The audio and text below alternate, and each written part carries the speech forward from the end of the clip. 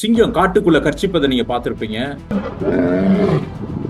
ஆனா நாட்டிலையும் நகரத்திலையும் மிக முக்கியமாக பிரசங்க பீடத்திலையும் கர்ச்சிப்பதை நீங்க பார்த்திருக்கீங்களா?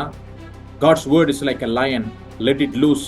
தேவனுடைய வார்த்தை என்பது சிங்கத்திற்கு ஒப்பாக இருக்கிறது, அதை அவிழ்த்து விடுங்கள் என்று சொல்லி சிங்கம் போல கர்ச்சித்து தேவனுடைய வார்த்தையை உலகமெங்கும் பிரசங்கம் பண்ணவர் தான் the Prince of Preacher, Charles Spurgeon. பிரசங்க மேடைகள் இல்லாத சபைகளும் ஒவ்வொரு நாளும் மெலிந்து போகிற சர்ச் புல்பிட்டும், பாஸ்டர் 20 நிமிஷத்துக்கு மேல நீங்க பிரசங்கம் பண்ணா மக்கள் தூங்கிடுவாங்கன்னு சொல்லிட்டு வீட்டுக்கு போய் நெட்ஃபிளிக்ஸ்ல 20 எபிசோடையும் ஒரே நேரத்துல தூங்காம உட்காந்து பார்த்துட்டு நெக்ஸ்ட் சீரியஸ் எப்போ வரும்னு வெயிட் பண்ற இந்த காலத்துல pulpit and preaching is the center of the church. பிரசங்கம் பண்ணுவதுதான் சபையினுடைய மையமாக இருக்கிறதுன்னு சொல்லி we are not called to entertain the courts but to feed the sheep. நாம செம்மறி ஆடுகளை என்டர்டெயின் பண்றதுக்காக வரல, ஆடுகளுக்கு வேத வசனத்தை போதிக்கிறதுக்காக வந்திருக்கணும். வைராக்கியத்தோட வேத வசனத்தை பேசினவர் தான் சார்ல்ஸ் ஸ்பர்ஜன்.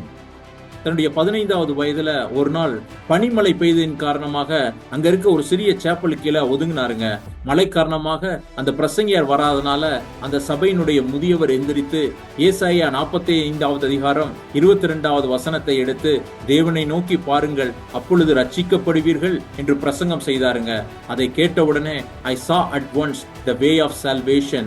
ரட்சிப்பினுடைய வழியை நான் கண்டடைந்தேன் என்று சொல்லி அன்றைக்கு இயேசு கிறிஸ்துவுக்கு தன்னுடைய வாழ்க்கையை ஒப்பு கொடுத்தாருங்க. Only one life that is soon to be passed, but what is due for Christ that will last. ஒரே ஒரு வாழ்க்கை, அது சீக்கிரமாக கடந்து போகும். தேவனுக்காக செய்தது எதுவோ அதுதான் நித்தியமாக இருக்கும்னு சொல்லி 16வது வயதிலேயே காட்டேஜ் மீட்டிங்லையும் 19வது வயதிலேயே இங்கிலாந்தினுடைய நகரங்களிலும் வீதிகளிலும் சபைகளிலும் பிரசங்கம் மூலமாய் தன்னுடைய வாயை திறந்தது மட்டுமல்ல, பரலோக கதவையும் அவர் திறந்தாருங்க. அவருடைய 22வது வயதிலேயே 10,000க்கும் அதிகமான ஜனங்கள் மியூசிக் ஹால்ல அவருடைய பிரசங்கத்தை கேட்க கூடி வந்தாங்க. God does not call the qualified, but he qualifies the call. ஆண்டவர் தகுதி உள்ளவர்களை அழைப்பதில்லை, ஆனால் அவர்களை அழைத்து அவர்களை தகுதிப்படுத்துகிறார் என்று வாலிப பிரயாத்திலே ஆண்டவர் வல்லமையாக பயன்படுத்தினதற்கு ஒரு சான்றாக இருக்கிறவர் தான் சார்ல்ஸ் ஸ்பர்ஜன்ங்க. அவருடைய ஊழியத்தின் உச்சத்தில் இருக்கும் பொழுது ஒரு எதிர்பாராத ஒரு சம்பவம் ஒன்று நிகழ்ந்ததுங்க. அவர் பிரசங்கம் பண்ணி கொண்டு இருக்கும் பொழுது சத்துருக்கள் ஃபயர்னு கத்துனது மூலமாக ஜனங்கள் அங்கெங்கும் ஓடி மிதிப்பட்டு 7 பேர் மரித்து போய்விட்டார்கள். இதை பார்த்த உடனே மனம் உடைந்து ஊழியத்தை விட்டு சென்று விடலாம் என்று நினைக்கும் பொழுது God's word is a rock beneath my feet, a star above my head.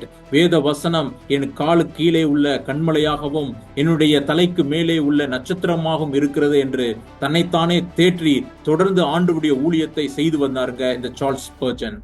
அவருடைய ஊழிய நாட்கள்ல அநேக கள்ள உபதேசங்களும் கள்ள தீர்க்கதரிசிகளும் வேத வசனத்திற்கு விரோதமாக சபைகளில் பேசும் பொழுது we will not adjust the Bible to the ages but the ages to the Bible.